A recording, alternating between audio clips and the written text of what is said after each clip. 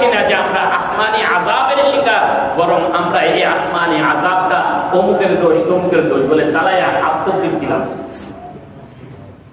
কি বলেন? মূল্যস্ফীতি আমাদের গুনাহের ফসল, এর জন্য আমরা সরকারকে দায়ী করতেছি। উত্তপ্ত গরম গরম তীব্র গরম, এটার জন্য আমরা কাকে দেওয়া? এটা আল্লাহ পাকের আযাব। অথচ আমরা এই জন্য পরিবেশ বিপর্যয়কে দায়ী করতেছি। এভাবে এক একজন এক একটাকে দায়ী করে আত্মতৃপ্তি লাভ করতেছি, অথচ নিজেদের দিকে একবারও তাকালাম না যে আমার গুনাহের কারণে এই অবস্থা তৈরি হচ্ছে। আল্লাহ রাব্বুল আলামিন আমাদেরকে এই সব অন্যায় থেকে আমাদেরকে বেঁচে থাকার তৌফিক নসিব করেন। সকলে বলে আমিন। ওয়াত্তাকু ফিতনাতাল লা তুসিবান্নাল্লাযীনা যালামু মিনকুম খাসসা। যে আযাব যখন আসে, যারা জালিম কেবল তাদের উপরে আসে না, আল্লাহ পাকের আযাব তখন পুরো জাতিকে গ্রেফতার করে। এটা হলো এই দুই আযাব। আল্লাহ পাক রব্বুল আলামিনের দুনিয়াতে আযাব আবার দুই রকম। দুনিয়াতে আযাব আল্লাহ পাকের কয় রকম? দুই রকম। একটা আযাব হলো এই আযাব, যে আযাবে আল্লাহ একদম পুরো জাতিকে শেষ করে দেয়। পুরো জাতিকে কি করে দেয়? শেষ করে দেয়। আর একটা আযাব হলো পুরো জাতিকে শেষ করেন না, বাকি আযাব দিয়ে আল্লাহ পাক সতর্ক করেন। সতর্কতামূলক কি আযাব। আবার যারা মানুষগুলো, পৃথিবীর মানুষগুলো, অন্যায়ের দৃষ্টিকোণ থেকে মানুষগুলো তিন রকম। এক রকমের মানুষ হলো যারা অন্যায়ের সাথে যুক্ত, আরেক রকমের মানুষ হলো যারা নীরব দর্শক, আরেক রকমের মানুষ হলো যারা এই অন্যায়ের বিরুদ্ধে কথা বলে। যারা অন্যায়ের বিরুদ্ধে কথা বলে, আল্লাহ পাক রব্বুল আলামিন পূর্ব জমানায় যখন নিস্তেনাবুদকারী আযাব যখন পাঠাতেন, তখন তাদেরকে আলাদা সরাইয়া নিতেন, জালেমদের উপরে আযাব পাঠাতেন। নূহ আলাইহিস সালাতু ওয়াস সালামের কওমের উপরে আযাব যখন দিলেন, ঈমানদারদেরকে কি করলেন? বাঁচায়া দিলেন। কওমে লূতের উপরে যখন আযাব দিলেন, তা আল্লাহ ঈমানদারদেরকে বাঁচায়া দিলেন। কওমে হুদের উপরে যখন আযাব আসলো, ঈমানদারদেরকে আল্লাহ পাক বাঁচায়া দিলেন। ঈমানদারদেরকে আল্লাহ পাক রব্বুল আলামিন বাঁচায়া বাঁচায়া কি করতেন? আযাব দিতেন, যে আযাবে পুরো জাতিকে ধ্বংস করে দিতেন। কিন্তু যে আযাব সতর্কের জন্য দিতেন, ওয়ালা নুযিকান্নাহুম ফিল হায়াতিদ দুনিয়া দুনাল আযাবিল আকবার, এই আযাবে ঈমানদারদেরকে আল্লাহ পাক এই আযাবের মধ্যে ঈমানদাররাও যারা সৎ কাজের আদেশ করতেছে তারাও গ্রেফতার হয়ে যাচ্ছে। আমরা তো আমাদের নবীর বরকতে এই একদম ধ্বংসকারী আযাব থেকে আমরা নিরাপদ হয়ে গেলাম, কিন্তু আল্লাহ পাকের সতর্ককারী আযাব তো আমাদের উপরে আসবে।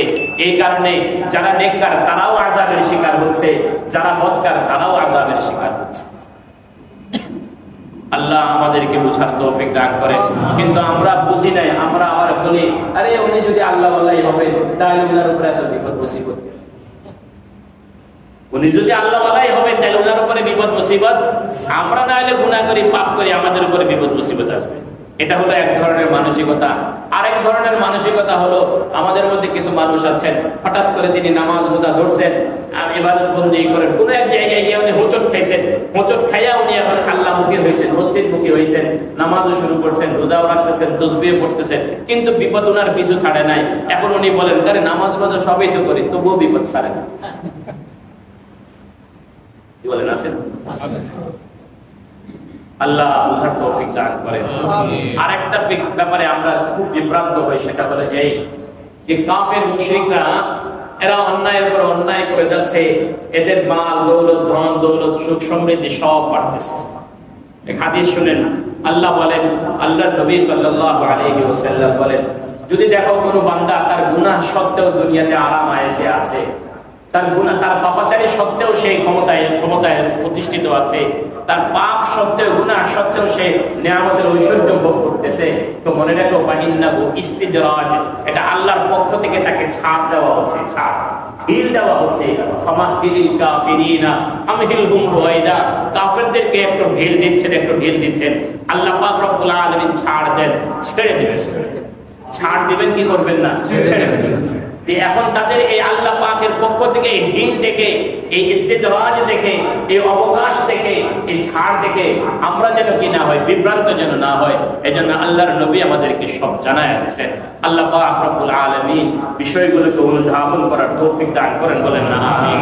এরপর আল্লাহ বলেন ওয়া'লামু আন্নাল্লাহা শাদীদুল ইকাব, জেনে রাখো আল্লাহ পাক রব্বুল আলামিনের আযাব খুব কঠিন।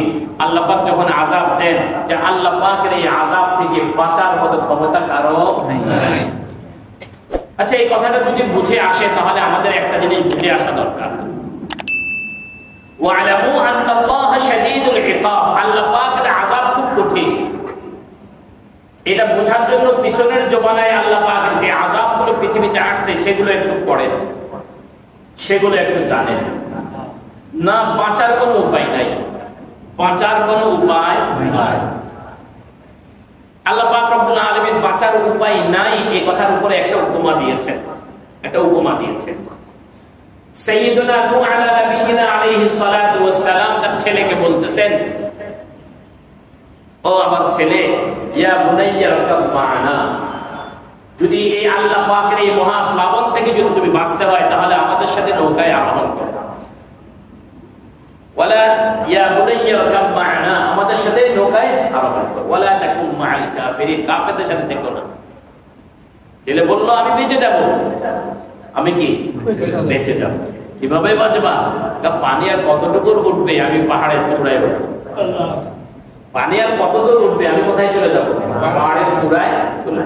قال سآوي إلى جبل يعصمني من الماء, বলে আমি পাহাড়ের চূড়ায় উঠে যাব, পানি থেকে বেঁচে যাব। নবী বললেন, লা আসিমাল ইয়াওমা মিন আমরিল্লাহি ইল্লা মান রাহিম, বলে আল্লাহ পাক যার প্রতি দয়া করেছেন সে ছাড়া এই আযাব থেকে আর কেউ কি করতে পারবে না, বাঁচতে পারবে না।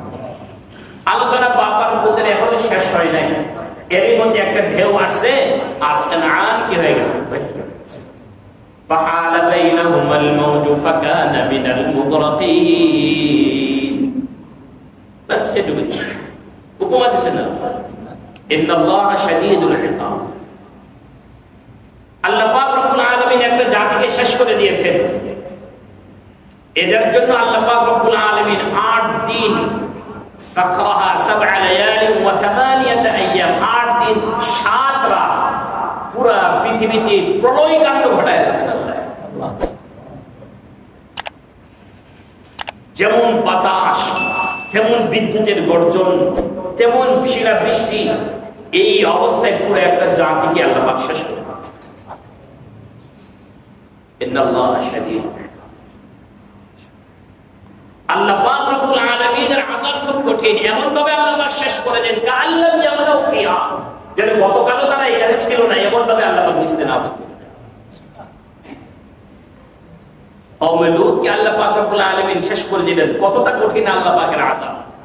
জিবরাইল আলাইহিস সালামকে হুকুম দিলেন, ওনার মধ্যে সেই শক্তি দিলেন, উনি ওনার এই পুরা কওমে লূতের পুরা বস্তিকে নখ দিয়ে উঠাইলেন, এরপর উপর করে ছেড়ে পুরা সমুদ্র হয়ে কিয়ামত পর্যন্ত মানুষের জন্য উপমা হয়।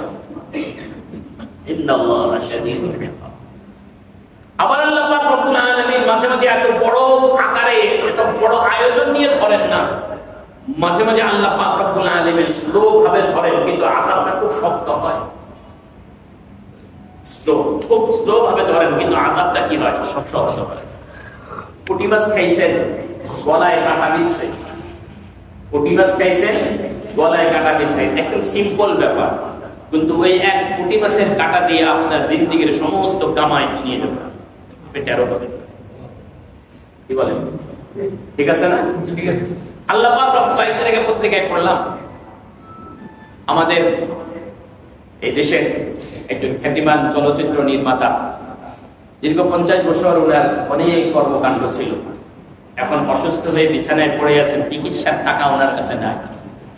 সরকার 10 লাখ টাকা ওনাকে কি দিচ্ছে? চিকিৎসার জন্য দিচ্ছে। দুটো কথা, একটা কথা হলো এই, আমাদের সরকারের তরফ থেকে, মুসলিম সরকারের তরফ থেকে কোন আলেম ওলামা যখন অসুস্থ হয় এরকম কোন চিকিৎসা বরাদ্দ হয় না। বহু আলেম চিকিৎসার অভাবে কি হয়ে গেছে। অথচ এই জাতীয় লোকগুলো যখন অসুস্থ হয় তখন মিডিয়া ফলাও করে, সরকারের তরফ থেকে তাদের জন্য দান অনুদান আসে, বাংলাদেশে চিকিৎসা না হলে সিঙ্গাপুর যায়, আমেরিকা।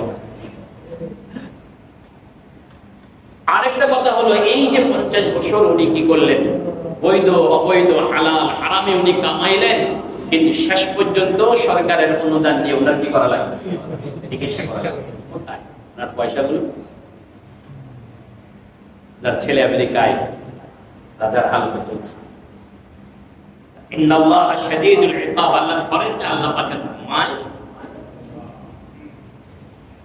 এরপর আল্লাহ বলেন, ওয়াজকুরু ইয আনতুম কালীলুম মুস্তাদআফুনা ফিল আরদি তাখাফুনা আন ইয়াতাখাত্তাফাকুমুন নাস ফাআওয়াকুম ওয়া আইয়াদাকুম বিনাসরিহি ওয়া রাযাকাকুম মিনাত তাইয়্যিবাতি লাআল্লাকুম তাশকুরুন। এখানে আল্লাহ পাক রব্বুল আলামিন ইসলামের প্রথম দিকের মুসলমানদেরকে বললেন, মুসলমানদেরকে সম্বোধন করে বললেন, ওয়াজকুরু, স্মরণ করো ওই সময়ের কথা, ইয আনতুম কালীল, যখন তোমরা ছিলে গণনায় সংখ্যায় অল্প, মুস্তাদআফুনা ফিল আরদি, জমিনে খুব দুর্বল অসহায়, তাখাফুনা আন ইয়াতাখাত্তাফাকুমুন নাস, শত্রুরা তোমাদেরকে পাকড়াও করবে, তোমাদেরকে চাপে ফেলে দিবে, শেষ করে ফেলবে, এরকম একটা আশঙ্কা তোমরা করতেছিলে। বলে তোমাদের এই অবস্থা ছিল, ফাআওয়াকুম, তিনি তোমাদেরকে আশ্রয় দিলেন। কে আশ্রয় দিলেন? আল্লাহ। ফাআওয়াকুম, তিনি তোমাদেরকে আশ্রয় দিলেন। কোথায় আশ্রয় দিলেন? এটার দুই অর্থ, একটা হলো মদিনায় আশ্রয় দিলেন। কোথায়? মক্কা থেকে নিয়ে কোথায় দিলেন? মদিনায় আশ্রয় দিলেন। ফাআওয়াকুম। আরেকটা হলো ফাআওয়াকুম, অর্থ হলো আনসারদের মাধ্যমে আল্লাহ পাক তোমাদেরকে আশ্রয়ের ব্যবস্থা করলেন।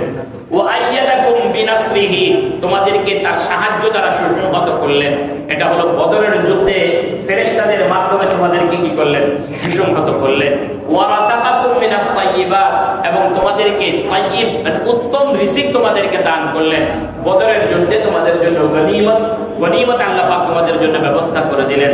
লাআল্লাকুম তাশকুরুন, এটা এজন্য করছেন যাতে তোমরা কি করো? কৃতজ্ঞতা আদায় করো। এখানে এটা তো স্পষ্ট, এই আয়াত আর লম্বা চড়া কোনো ব্যাখ্যা আমাদের প্রয়োজন নেই। এতটুকু আমরা স্পষ্ট বুঝতে পেরেছি ইসলামের প্রথম যুগে অবস্থা, এবং আল্লাহ পাক রব্বুল আলামিন তারপরে মুসলমানদেরকে কেমন শক্তি সামর্থ্য দিলেন, এই বিষয়ে আল্লাহ পাক রব্বুল আলামিন এখানে খোলাসা করেছেন। এটা তো আমরা বুঝলাম, কিন্তু আমি একটা সূক্ষ্ম বিষয়ের দিকে আপনাদের দৃষ্টি আকর্ষণ করতে চাই। আল্লাহ পাক রব্বুল আলামিন বলেন, ওয়াজকুরু, স্মরণ করো। এই যে নির্দেশবাচক শব্দে বললেন, এই স্মরণ করা, এই নির্দেশটা কাদেরকে দিচ্ছেন? বুঝে থাকলে বলেন তো দেখি। মুমিনদেরকে না? মুমিনদেরকে না?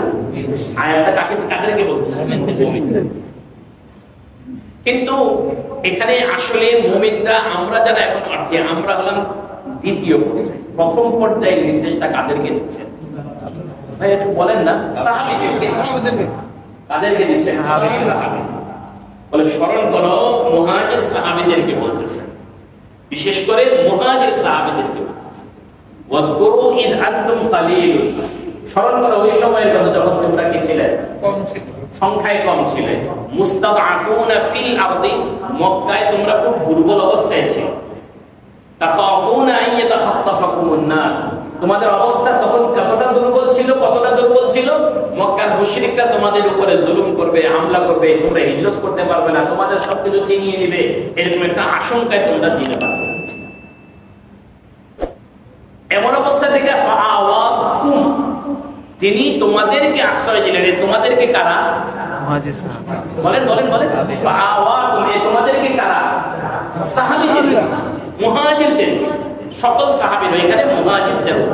ফাআওয়াকুম ওয়া আইয়াদাকুম বিনাসরিহি, এবং তিনি তার নুসরত দ্বারা তোমাদেরকে সুসংহত করেছেন। মুহাজির। ওয়া রাযাকাকুম মিনাত তাইয়্যিবাত, এবং তোমাদেরকে মানে গনিমত থেকে আল্লাহ পাক রব্বুল আলামিন তোমাদের জন্য রিজিকের ব্যবস্থা করেছেন। তাহলে এখানে কুম কুম কুম, এই যে শব্দটা, এই শব্দটার মিসদাক বা এই শব্দটা প্রযোজ্য হয় প্রথমত মুহাজিরদের উপরে, দ্বিতীয়ত সকল সাহাবীদের। আচ্ছা, কুরআনুল কারীম যাদেরকে সম্বোধন করে কথাগুলো বলছে, আমি একবিংশ শতাব্দীতে এসে তাদের সমালোচনা করছি। নাউজুবিল্লাহ বলেন। একবিংশ শতাব্দীতে এসে আমি এত বড় ইসলামী গবেষক হয়ে গেছি, এখন আমি খুঁজে খুঁজে তাদের কি করতেছি? বলে দোষগুলো খুঁজে খুঁজে বের করে আমি বলছি যে ওনাদেরকে আমি মানতে যাবো কেন, ওনারতে এই দোষগুলো। অথচ আল্লাহ রাব্বুল আলামিন শুধু তাদের প্রশংসাই করে। আল্লাহ তাদের কি করে গেছেন? আমি করছি না। আল্লাহ পাক রব্বুল আলামিন আমাদেরকে বিষয়টা উপলব্ধি করার তৌফিক দান করুন। আমিন। এই আয়াতে ইসলামের প্রথম যুগে মুসলমানদের কি দুর্বল অবস্থা ছিল সে কথা আল্লাহ পাক বুঝাইলেন, এবং হিজরতের পরবর্তীতে মুসলমানদের কি অবস্থা হয়েছে সেটা আল্লাহ পাক তুলে ধরলেন। এখান থেকে আমি সর্বশেষ যে কথাটা আপনাদেরকে বলতে চাই, রাসূল করিম সাল্লাল্লাহু আলাইহি ওয়াসাল্লাম দুনিয়া থেকে যখন বিদায় নিচ্ছেন, ইসলামের সূচনা লগ্নে মুসলমান দুর্বল থাকলেও নবীজির বিদায় লগ্নে মুসলমানরা দুর্বল ছিলেন। বরং পৃথিবীর সকল ধর্মের লোকদের উপরে, পৃথিবীর সকল শক্তি মহাশক্তি, পৃথিবীর সকল পরাশক্তির উপরে মুসলমানরা শাসক। তাহলে আল্লাহর নবী তার উম্মতকে শাসকের জায়গায় রেখে গেছেন, আর বর্তমানে আমরা এখন বলেন বলেন বলেন শোষকের জায়গায় আছে, শাসকের জায়গায় আমরা এখন শোষিত শাসক। আল্লাহ এই অবস্থাটা যে হবে নবীজি বলেছেন। উম্মুল মুমিনিন যায়েদা বিনতে জাহশ রাদিয়াল্লাহু আনহা নবীজিকে বললেন, ইয়া রাসূলুল্লাহ, আপনার উম্মতের এই অবস্থা হবে, আমাদের মধ্যে নেক লোক থাকা সত্ত্বেও কি অবস্থা হবে, এরা শোষিত হবে? নবীজি বলেন, হ্যাঁ, নেক লোক থাকলেও শোষিত হবে। কারণ ইদা কাতুরাল খাবাস, যখন মানুষের মধ্যে অন্যায় যখন বেড়ে যাবে তখন সৎ লোকগুলো, এই মুসলমানরা তখন শোষিত হবে, পদদলিত। এবার আপনি একটু চিন্তা করেন, পৃথিবীর ইতিহাসের জরিপ লাগান, যতগুলো মুসলিম রাষ্ট্র আছে অন্যায়ের দিক থেকে দেখেন, এক এক মুসলিম রাষ্ট্র আরেক রাষ্ট্র থেকে কি প্রতিযোগিতামূলক ভাবে কি করতেছে, আগাইতেছে না? আমি তো ওমরার সফরে শুনে আসলাম, সৌদিতে কোনো বড় যদি মার্কেট শপিং মল যদি করার জন্য যদি পারমিশন চায়, প্রধান এবং প্রথম শর্ত হলো সেখানে একটা সিনেমা হল থাকবে। কোরআন নাজিলের দেশে, ওয়াহী নাজিলের দেশে এখন শপিং মল হতে হলে সেখানে কি থাকা লাগে? Cinema hall. বলে সিনেমা হল থাকা লাগে, তাহলে অনুমতি পেলেন। এখন যদি মুসলমানরা যদি গুনাহের দিকে এইভাবে আগায়, তে মুসলমানরা সম্মানের আসলে থাকবে না, পদদলিত হবে। যদি সম্মানের আসনে, শাসকের আসনে যদি আবার বসতে হয়, তাহলে অন্যায় ছেড়ে দিতে হবে, গুনাহ ছেড়ে দিতে হবে, আল্লাহ এবং আল্লাহর রাসূলের আদর্শের উপরে আসতে হবে, সুন্নাহর উপরে আসতে হবে। সুন্নাহর উপরে যতটা আসা যাবে ততটা ইজ্জত, ততটা সম্মান। আল্লাহ পাক রব্বুল আলামিন এই বিষয়গুলো আমাদেরকে বোঝার, হৃদয়ঙ্গম করা এবং বাস্তব জীবনে সেটাকে কার্যকরী করার, আমল করার তৌফিক দান করেন। আমিন। আল্লাহুম্মা সাল্লি আলা মুহাম্মাদ ওয়া আলা